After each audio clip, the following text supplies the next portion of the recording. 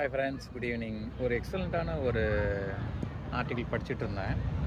இதில் வந்து அந்த ஆத்தர் என்ன சொல்கிறாருன்னா, நம்ம எல்லாருமே லைஃப்பில் பட்ஜெட் அப்படின்னு சொல்லி ஒன்று வச்சுருப்போம். ஒன்று வந்து என்டர்டெயின்மெண்ட்கான பட்ஜெட், இன்னொன்று எஜுகேஷனுக்கான பட்ஜெட். இப்போ என்டர்டெயின்மெண்ட் அப்படின்னா நம்ம எல்லாத்துக்கும் தெரியும். நெட்ஃப்ளிக்ஸ் சப்ஸ்கிரிப்ஷன் கொடுத்துருப்போம், சன் டிவி கொடுத்துருப்போம்.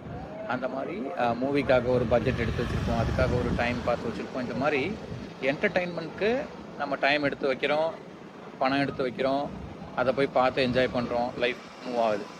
அதே மாதிரி எஜுகேஷனுக்குன்னு ஒரு டைம் எடுத்து வைக்கணும்னு சொல்கிறாரு. ஃபார் எக்ஸாம்பிள், மந்த்லி நான் மினிமம் ஒரு புக் வாங்குவேன், அந்த புக்கை படித்து என்னோடய ஸ்கில்லை டெவலப் பண்ணிக்குவேன், என்னோடய சாஃப்ட் ஸ்கில் டெவலப் பண்ணிக்குவேன் அப்படிங்கிற மாதிரி.